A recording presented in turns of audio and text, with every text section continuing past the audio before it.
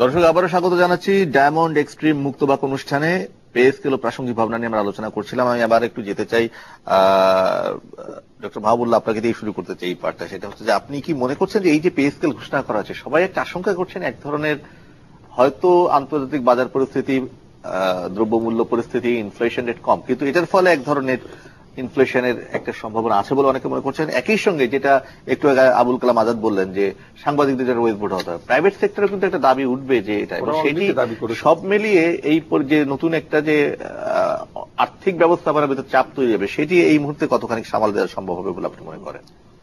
সামাল দেওয়া কতটুকু সম্ভব হবে কি অসম্ভব হবে সেটা তো ভবিষ্যতই বলবে। তবে কন্টাজিয়ান এফেক্ট বলে একটা কথা আমাদের মধ্যে আছে আর কি, অর্থনীতির লোকেরা বলে। এখন সরকারি কর্মকর্তা কর্মচারীদের বেতন বেড়েছে, স্বাভাবিকভাবেই তার পাশাপাশি তার সঙ্গে মিল রেখে বেসরকারি খাতে যারা আছেন তারাও তাদের বেতন বৃদ্ধি চাইবেন, এবং এর সঙ্গে আরো অন্যান্য যারা আছেন তারা সকলেই চাইবেন। তো এই ঘটনাটা কিন্তু ঘটতে পারে।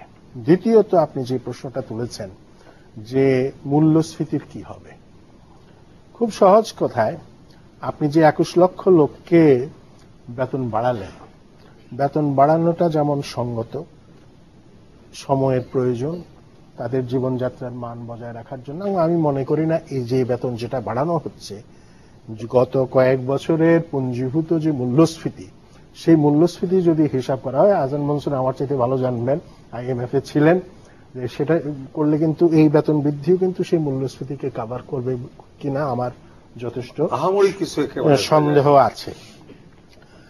যাই হোক, আমরা দেখেছি অতীত অভিজ্ঞতা থেকে, যখনই দেশে নতুন পে স্কেল হয় তখনই বাজারে জিনিসপত্রের দাম বেড়ে যায়। কাঁচা বাজারে আপনি যান, স্যার আপনাদের তো বেতন বেড়ে গেছে, আমাদের তো কিছু হয় নাই, সুতরাং মাছ নিতে গেলে এত হবে, সবজি নিতে গেলে এত হবে, ইত্যাদি ইত্যাদি, এই সমস্ত ঘটনাগুলো ঘটে।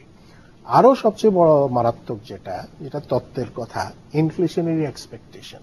এই যে আপনি কথাটা তুলছেন, মূল্যস্ফীতি হবে কিনা, এই যে আশঙ্কা তৈরি হচ্ছে, এই যে একটা সম্ভাবনার কথা ভাবা হচ্ছে, এই ভাবনাটাই কিন্তু মূল্যস্ফীতিকে তাকিয়ে দেবে। তার সঙ্গে মূল্যস্ফীতির যে ডেফিনিশন ছোটবেলায় যেটা একেবারে প্রাথমিক অর্থনীতি পড়তে গিয়ে পড়েছি, too much money changing too few goods, অর্থাৎ টাকার সরবরাহ বেড়ে যাচ্ছে অথচ পণ্যের সরবরাহ কমে যাচ্ছে না, মোটামুটি যা ছিল তাই আছে। সেই অবস্থাতে যখন টাকা বেশি হাতে যাবে, স্বাভাবিকভাবে এর একটা ইনফ্লেশন ইম্প্যাক্ট হবে। এখন আপনি প্রশ্ন করতে পারেন, 21 লক্ষ সরকারি কর্মচারী একটা জাতীয় অর্থনীতির কত পার্সেন্টকে রিপ্রেজেন্ট করে? খুব যে কম করে তা কিন্তু নয়, কারণ এই 21 লক্ষ মানে হলো, আপনি যদি গড়পড়তা আমি পরিবারের আকার 4.5 থেকে 5 হিসাব করি, এখন অবশ্য পরিবারের সাইজ একটু কমে এসছে, 1 কোটি লোক তো এর বেনিফিশিয়ারি। সুতরাং এইখানে একটা জিনিস ঘটবে। এছাড়া তার সঙ্গে আবার যোগ হবে কি, যোগ হবে আপনার এই যে গত কয় মাসের, জুলাই মাস থেকে শুরু করে পিছিলা যে বেতনটা, এরিয়ার যে বেতনটা, সেটা আসবে। তার সঙ্গে আবার সামনে ঈদ আসছে, ঈদের বোনাসটা আসবে, তার সঙ্গে আবার একটা নতুন বোনাস। আমি মনে করি যে এটা as an idea it's very interesting and very creative also. সেটা হলো যে নববর্ষ এই দেশের একটা উৎসব, এবং এই উৎসব উপলক্ষে আমরা তো আর কিছু না করলেও নতুন একটা কুর্তা গায়ে দেওয়ার চেষ্টা করি, বা ছেলে মেয়েরাও নতুন জামা কাপড় পরার চেষ্টা করে ঈদের সময় যেভাবে পরে। তাছাড়া মেলার আনন্দ করা, ইয়ে করা, এগুলো তো করেই। সুতরাং সেখানেও একটা উৎসব ভাতার একটা ব্যবস্থা আছে। আবার এটা একটা পজিটিভ সাইডও আছে। পজিটিভ সাইডটা হচ্ছে এটা সত্য যে তাৎক্ষণিকভাবে এক ধরনের মূল্যস্ফীতি হতে পারে, কিন্তু এটাও সত্য এদেশে একটা সময় কিন্তু কোন রকম উৎসব ভাতা দেওয়া হতো না। 2 ঈদে বোনাস কিংবা পূজার সময় বোনাস, এগুলো কিন্তু ছিল না, এবং ছিল না বলে জাতীয় অর্থনীতিতে কিন্তু এটার যে একটা ইম্প্যাক্ট, পজিটিভ ইম্প্যাক্ট, সেটা কিন্তু আমরা তখন পাই নাই। পজিটিভ আমরা যখন দেওয়া শুরু হলো, এই প্রক্রিয়াটা এবং এই ইনোভেশনটা হলো, আমরা কি দেখলাম, ঈদকে কেন্দ্র করে, পূজাকে কেন্দ্র করে আপনার এই যে একটা নতুন ধরনের বিশাল অর্থনৈতিক কর্মকাণ্ড, প্রণোদিত হলো এবং এটা একটা ইনসেনটিভ পেল। এবং ওই যে আমি আগে প্রথম যে আশঙ্কার কথা বলেছিলাম যে too much money chasing too few goods, এটা হয়তো সময়ের সঙ্গে অ্যাডজাস্টেড হয়ে আবার একটা ভারসাম্যপূর্ণ অবস্থা চলে আসবে। তো আহসান মনসুরের কাছে যেতে চাই একটু, সেটা হচ্ছে যে আমরা দেখেছি তেল গ্যাস বিদ্যুতের দাম বাড়ানো হচ্ছে, তার সঙ্গে এটা ফলে এবং সব মিলিয়ে আরো প্রায় 14,000-এর বেশি কিছু কোটি টাকা এক্সট্রা যোগ করতে 60,000 কোটি টাকার মতো বাজেটের একটা বড় অংশ, 2.5 লক্ষ কোটি টাকা বাজেটের 60,000 কোটি টাকার মতো একটা বড় অংশ যাবে এবং জিডিপির 1.6% এটাতে খরচ হবে। এই যে প্রেশারটা, এটা কি সাধারণ পাবলিকের উপরে গিয়ে পড়বে, ট্যাক্সের উপরে গিয়ে প্রভাব ফেলতে পারে? আমি এটাকে একটু অন্য দৃষ্টিকোণ থেকে দেখি। আমি দেখি যে সরকার তো রাজস্ব আদায় করছে এবং সরকার রাজস্ব আদায়ের পরিমাণটা কত, বাংলাদেশে 12% মতো, মাত্র 12% দিচ্ছে। আর 5% বা 4.5% হচ্ছে সরকারের ভোট মানে বাজেট ডেফিসিট। পরে খরচ হচ্ছে 16.5 থেকে 17%। বাজেট করেছে 17%, খরচ হবে হয়তো 17.5%। এটা হচ্ছে বাস্তবতা। এখন সরকার যদি পে স্কেল না দিত তাহলে কি হতো? তাহলে কি খরচ করতো না? অবশ্যই করত। একই টাকায় কিন্তু খরচ হতো, ওই 17%ই খরচ হতো এবং অন্যান্য জিনিসের উপর খরচ হতো। এখন একটা ডিবেট আসতে পারে যে ওই খাতগুলো হয়তো বঞ্চিত হয়েছে। I agree. কোন খাতগুলো বঞ্চিত হয়েছে? হয়তো শিক্ষাতে আরো বেশি দিতে পারতাম, স্বাস্থ্যে আরো বেশি দিতে পারতাম, সমাজ কল্যাণে আরো বেশি দিতে পারতাম, সেটা দিতে পারিনি। সেটা একটা বিষয় যেটা খেয়াল রাখতে হবে এবং সরকারকে আগামীতে খেয়াল রাখতে হবে বেশি করে, যাতে আগামী বছর যেন ওই ঘটটুকিটা ওইখানে খাতগুলোতে আর বেশি দিতে পারে। এটা একটা দিক। কিন্তু সামগ্রিকভাবে বাজেট কিন্তু বাজেট। 17% যে ব্যক্তি বেশি বেতন পাচ্ছেন তিনি তার সন্তানের পেছনে একটু বেশি খরচ করতে পারেন। এখানে একটা জিনিস খেয়াল রাখতে হবে, সরকার যে টাকা খরচ করছে বাজেট হিসেবে দিয়ে, বেতন দিয়ে অথবা বেতন না দিয়েও যে খরচ করত, সেটা কিন্তু একই পরিমাণই খরচ করত। কাজেই সামগ্রিক অর্থনীতিতে যতক্ষণ পর্যন্ত 4.5 থেকে 5% পর্যন্ত ফিসক্যাল ডেফিসিট আছে, সামগ্রিক অর্থনীতিতে নতুন কোনো চাপ সৃষ্টি হবে না in the aggregate sense of it. এটা হচ্ছে আমার পয়েন্ট। কাজে আমি মনে করি যে হ্যাঁ, আইসোলেটেড কিছু প্রাইস প্রেশার আসবে, বাড়ি ভাড়া কিছু বাড়তে পারে, রিক্সা ভাড়া কিছু দাম চাইতেই পারে, কিন্তু এটা কিন্তু একটা অন অ্যাভারেজে এটা কিন্তু আমাদের ইনফ্লেশনকে 6.5-6.5 মধ্যে যেটা আছে তার চাইতে কিন্তু বেশি হবে না।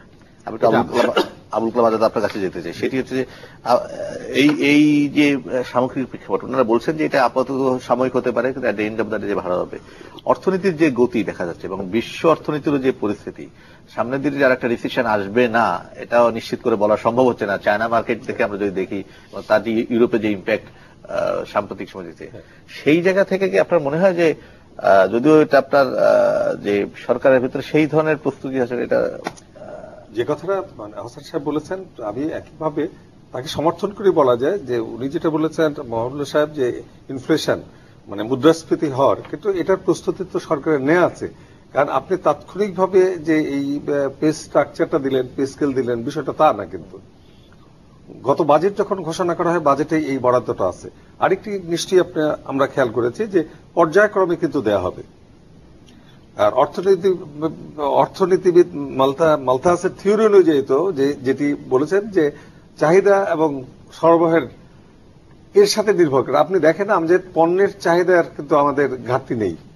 খাদ্যে আমরা উৎপৃত্ত, সারা বিশ্বের মধ্যে মাছ উৎপাদনে আমরা চতুর্থ, অন্যান্য। তাহলে যে দাম নিশ্চয়ই সবারই যখন আয় বাড়ে স্বাভাবিকভাবে দাম বাড়বে। কিন্তু লন্ডনে একবার আমার মনে আছে অনেক আগে এক ভদ্রলোক ওই 1 পাউন্ড দিয়ে ওই যে বরবটি কিনছে, 1 পাউন্ড না 2 পাউন্ড দিয়ে, মানে হাফ কিলো বা তারও কম। আমি বলে কি এটা হয়? তো ওই লন্ডনে বসে কিন্তু ওইটাই তার জন্য স্বাভাবিক। আমি নিজে ওয়াশিংটনে যখন গেছি, আমি 3 দিন বাজার থেকে ফিরে এসেছি, যে একটি ফুলকপির দাম $3। $3 তো তখন হিসাব মতো 50 করে 150 টাকায় তো অসম্ভব। বাংলাদেশে 5 টাকাই তখন ছিল। আমি যখন বিষয়টা হচ্ছে কি, যখন আপনার আমার মানে আয় বাড়ে, সঙ্গতি বাড়ে, স্বাভাবিকভাবেই বাজারের এই যে জিনিসপত্রের দামগুলো সহনীয় হচ্ছে। কিন্তু আমি লক্ষ্য করেছি যে একজন রিক্সা পুলার কিন্তু একটি লাউ আপনি 40 টাকা 50 টাকা আমি কিনছি, সেও কিন্তু কিনছে। আপনি হয়তো সপ্তাহে 2টা কিনলেন, আমি 2টা কিনলাম, বা সপ্তাহে 1টা কিনলাম, সে হয়তো 2 সপ্তাহ পরে 1টি কিনলো। এই যে বাস্তব অবস্থাটা, এগুলো স্বাভাবিক। কিন্তু সুতরাং ইনফ্লেশন হওয়ার কোনো সুযোগ আমি দেখি না। স্বাভাবিক হবে এবং স্বাভাবিকই থাকবে। সরকার যথেষ্ট সচেতন আছেন, সুতরাং এটা নিয়ে আমাদের দুশ্চিন্তার কোনো কারণ নেই।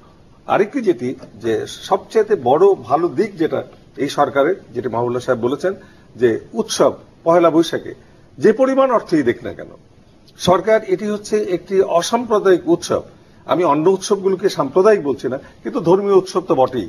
এই একটি উৎসব পহেলা বৈশাখ যেখানে আমরা নতুন সাজে কিন্তু সমস্ত জাতি উজ্জীবিত হয়, সেই জায়গায় যে উৎসাহ দেওয়া, এটি একটি বড় ব্যাপার। কিন্তু আমরা এই জায়গায় যদি প্রশংসা করতে না পারি, সরকারের এই উদ্যোগকে যদি আমরা বড়ভাবে দেখতে না পারি, তাহলে সেটি আমাদের ব্যক্তিগত সংকীর্ণতা হবে। কিন্তু আমি মনে করি একটুখানি চালাকি করেছেন যে আগে গ্যাস বুদ্ধিতে দাম বাড়িয়েছেন, পরে বেতন না, বাড়িয়েছেন।